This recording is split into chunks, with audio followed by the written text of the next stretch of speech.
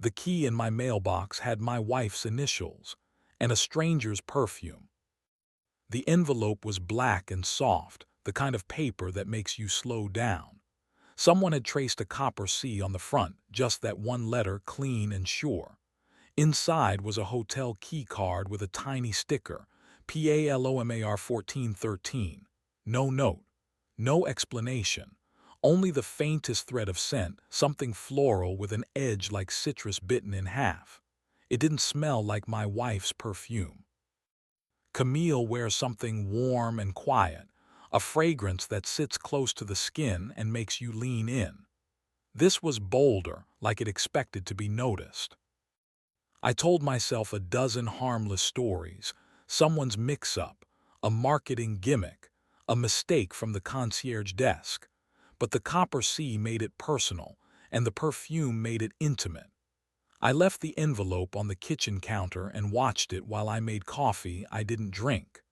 Our apartment felt staged in the way homes do when both people are pretending to be elsewhere. Camille was at the museum, late meeting with donors. And if you said the words in that order with her exact tone, it sounded like a locked door. We've been married 6 years. We're good in public and comfortable in private, which can be another way of saying we've become polite. She curates modern sculpture. I design small houses for people who like their kitchens to look like photographs. We have learned each other's strengths and silences. I can tell when she's about to talk herself out of wanting something, and she can tell when my patience isn't virtue but armor. We are a good fit. And yet, the envelope sat there like a dare. I took the key card to Palomar because I'm not the kind of man who can sit and be haunted. The hotel's lobby smelled expensive on purpose. Gold leaf flirted with velvet. The bartender wore a vest that made him look like a reliable witness. I told the desk I was meeting someone in 1413 and tried on a voice that said I belonged. The elevator kept its own secrets. My reflection in the mirrored walls looked like a man rehearsing. Even before I reached the door, I could hear water. The shower ran like a fogged confession. I swiped the card. The room was made to be seen. Low light, a bed thrown with a blanket that looked casually wild, a bottle of champagne sweating in a silver bowl. On the armchair, a yellow silk scarf lay folded like a complicit smile. Camille has a yellow scarf, but it isn't this one. The bathroom door was open to steam. I should have left. It would have been the braver thing. Instead, I stood at the window and watched a sliver of the city behave like it wasn't watching me back. The water cut off. A beat later, she stepped out. She wasn't my wife. She was barefoot, hair pinned up in a way that looked like accident and rehearsal. A black slip clinging in the places a camera would linger and letting free the places that make you think of crossing streets without looking.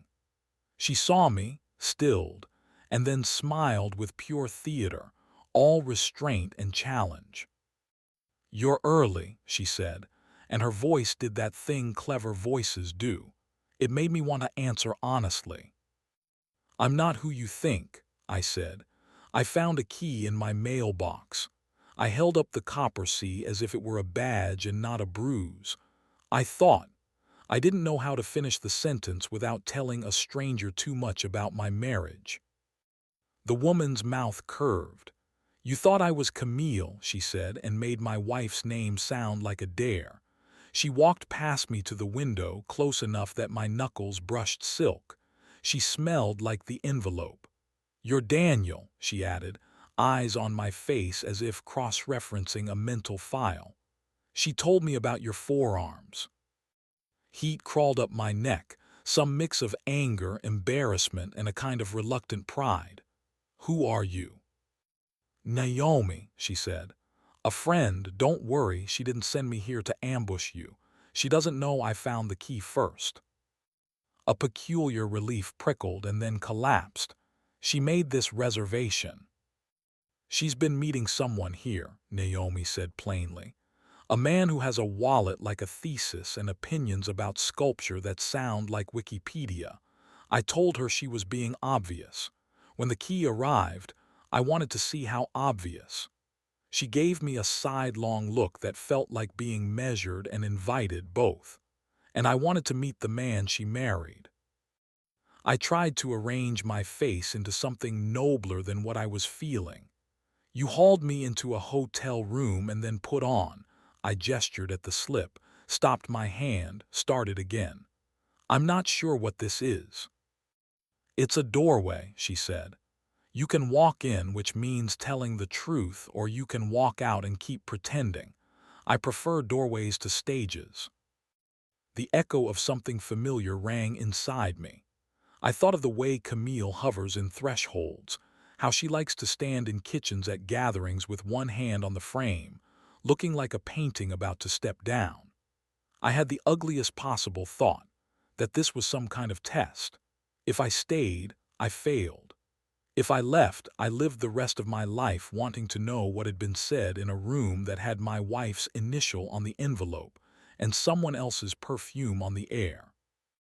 Naomi poured champagne into 2 flutes and handed me one as if we were co-conspirators posing as adults. I didn't drink. Not yet. She sat on the arm of the chair like gravity was optional and patted the cushion like a cat, inviting a conversation. I stayed standing because it made me feel taller than the situation. I'm not here to trap you, she said. I'm here because she doesn't know what she wants, and men who don't know what they want are dangerous, but women who do know, we're disasters with lipstick. Camille is about to break your heart by accident. I'd rather she did it honestly. My chest went tight. You're her friend. I am, she said. And I like you already, which is inconvenient. I like the way you're holding your glass like it's evidence. I like that you didn't shout or pace or tell me you own a hammer. Sit down, Daniel. Let's talk before the room gets symbolic. I sat. The chair was too comfortable for the moment. The window held the city like a secret. Naomi folded one leg under her and watched me the way people watch fires. She met him at a fundraiser, Naomi said. He writes checks like insults and collects women the way he collects early Warhols. She told me it wasn't about sex, which means it was absolutely about sex. She lifted a hand, or about the way wanting can feel like a permission slip. He makes her feel like a beginning. She's been ending things for years. Shows, talks, bad dinners. She wanted to be started. The humiliation was a slow heat, steady and bright. And you, I said, what's your place in this drama besides wardrobe? She laughed at that, small and delighted. I own a gallery across town where the rent is a riddle. I introduce people to things they didn't know they would touch. Camille and I drink too late on Tuesdays and tell each other the truth in careful portions. When she told me about him, I told her to cut it off. When she didn't, I stole her mail and sent myself a key. And me. And you, she said, because I thought if there was going to be a door, we should all at least be in the right hallway. We talked, not like strangers, not like confessor and penitent, more like accomplices at the beginning of a heist we weren't sure we should pull off. I learned the donor's name, Adrian, and the way he wore his suits like propositions. I learned that Camille cried in Naomi's kitchen last week and called our marriage a house with the windows painted shut. I told Naomi that I have a bad habit of offering patience when I should offer hunger. We said the kind of words you don't say in daylight. Desire, mercy, proof. The champagne made our mouths looser but not unkind. Naomi teased me about the way I look at doorways before I cross them, like I expect to be asked for a password. She touched my wrist once when she laughed. I felt it 3 inches above the skin, where longing lives. "Do you want to kiss me?" she asked finally, and she did not say it like a trap but like a temperature check. I put the glass down carefully. "I want to kiss my wife," I said, and it was true.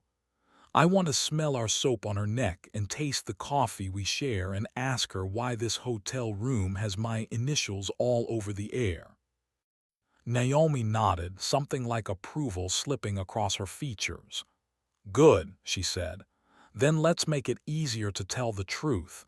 He's meeting her here at 8. He thinks he's bringing her a gift. He is, it's you. My pulse found a new gear. You want me to stay? I want you to choose, she said, standing.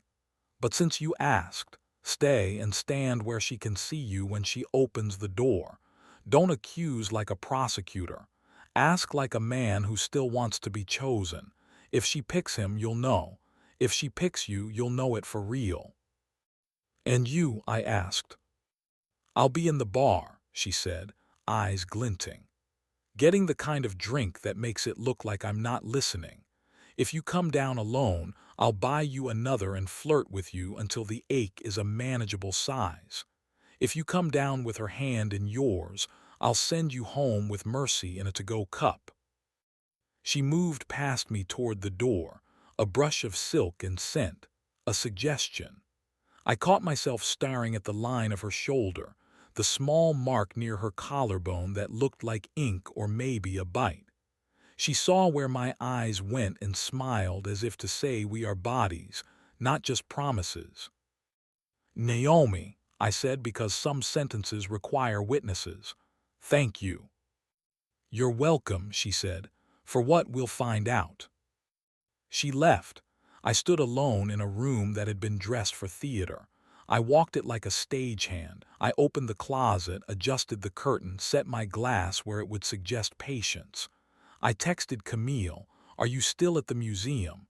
She replied 2 minutes later, "Just finished. Might be late. Don't wait up." The words landed like a feather that turned into a stone when it hit the floor. At 8:05, the key card clicked. The door opened. She came in fast, hair loosed from a clip, cheeks flushed with the weather or something more private. She didn't see me at first. She tossed her bag on the bed and turned in a small, intimate circle like a woman orienting herself in a story she hasn't told anyone. Then she saw me. Her breath caught soundless, and then she said my name like a question trying to be an answer. Daniel. I didn't move toward her. I didn't move away. I found a key in our mailbox, I said. And a friend, I added, because I wanted her to know Naomi had chosen doorways too. Color rose high on her throat. She closed her eyes, opened them, and looked not at the bed or the champagne or the window, but at me. "I'm sorry," she said. "I thought I could be two people until I decided which one fit. That's not how bodies work, or promises." "Is it him?" I asked. "Or is it the beginning he makes you feel like?" She smiled, small and terrible. "Both," she said. "But when I walked in and saw you, I remembered the beginning that didn't need a hotel to be convincing. The one where you kissed me in a kitchen when there was nowhere to put our hands, and we laughed into each other because we didn't know where to put the joy either. The stupid part of me wanted to be magnanimous and worldly and above grief. The human part of me took a step forward until the distance between us was measured in breath and pulse. "Do you still want that?" I asked. "The kitchen, the laugh, the mornings that don't have to be proof of anything." She reached for my hand like an instinct. The ring on her finger pressed cool against my knuckle. "I want a life where I don't have to look for a door to feel like I'm walking into something," she said.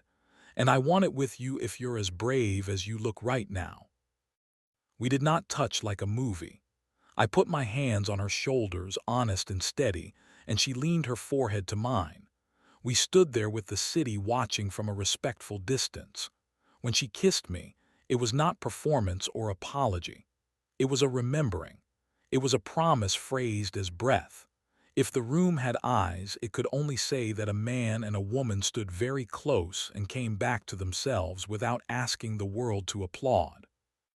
"I kissed someone," I said into the space where truth should live. "Almost. In a bar. Before I came up. I didn't. but I wanted to know if I could be wanted by someone who didn't already know how I take my tea. It felt possible. It also felt wrong for exactly that reason. She closed her eyes, then opened them and squared herself like a curator hanging a work where it will be seen. I held a stranger's gaze too long, she said. I imagined a life where my name didn't already come with a history. And then I ordered another drink and texted Naomi because my courage is sloppy and she knows how to mop. We laughed softly, the kind of laugh that makes a throat feel like a corridor. I took the champagne and poured one glass, not two. We toasted nothing ceremonial, just the air, the room, the fact that a shameful scene had turned into a rough map. "Let's go home," I said, because leaving with her was the only exit that felt like an entrance. In the elevator, we didn't speak. Our hands did. Palms learned each other again in small corrections. On the sidewalk, the air tasted like rain trying to remember itself. At Palomar's bar, Naomi sat with a martini and a look that said she didn't need the answer but would accept the headline. Camille saw her and went over without letting go of me. They hugged like sisters who had decided not to be rivals. Naomi lifted her glass. "Doorway." "Doorway," Camille said. "I walked through and came back with the right person." Naomi's smile softened into something like relief and mischief sharing a couch. She squeezed my forearm as we turned to leave. "Good man," she murmured. "Hungry man, keep both." Home smelled like basil trying again, and the lemon cleaner we only buy when we're planning to make promises to ourselves. In our kitchen, the one that looks like a photograph and is messier when it's at its best, we stood in the doorway because it felt like we should respect ritual. "I don't know how to fix what made me want to leave," she said, "but I know how to start staying." "Tell me when you're hungry," I said. "For me, for mistakes, for honesty, I'll tell you when my patience is a disguise." She nodded. She kissed me there in the most public private place we own, the angle of her mouth familiar and brand new. The kiss was warm, lingering, nothing that would make the neighbors text, but everything that makes a person put their phone down anyway. We turned off the lights together and let the apartment hold us like a witness that wanted to keep our better secrets. That night I slept with my hand around her ankle the way I did the summer we fell in love. In the morning, she deleted a playlist called New Rooms and made a new one called Come Home. We ate eggs too fast and laughed at nothing, an indulgence I recommend. Before she left, she put the yellow scarf around my neck and said, "Wear it today. If I miss you, I want to imagine you warm." At my desk, I found the black envelope in my bag, the copper C glinting like a small dare we'd already accepted. I texted Naomi 2 words that made me grin at my own screen. "Thank you." She sent back a single door emoji and then a second, slightly ajar. That evening, Camille walked in before dark, tossed her bag on a chair, and crossed the room like a woman who had decided the distance between her and her husband was negotiable. We stood again in a doorway, ours, not Palomar's, and kissed like proof was something you could take in gentle mouthfuls. The basil on the sill had one green leaf big enough to pick. We didn't. We let it be a promise to keep tending what had almost gone unwatched. There are still names we have to say out loud, his and hers and ours, and phrases we owe each other, measured and careful. We will have to walk our home like a new exhibit and choose where to put the light. But when I think of that hotel room now, I don't see the bed or the champagne or the scarf. I see 3 people who prefer doorways to stages, choosing where to stand. I see my wife saying my name like an answer. I see my hand on the small of her back as we left. And I smell our soap on her neck, which is the scent I plan to keep.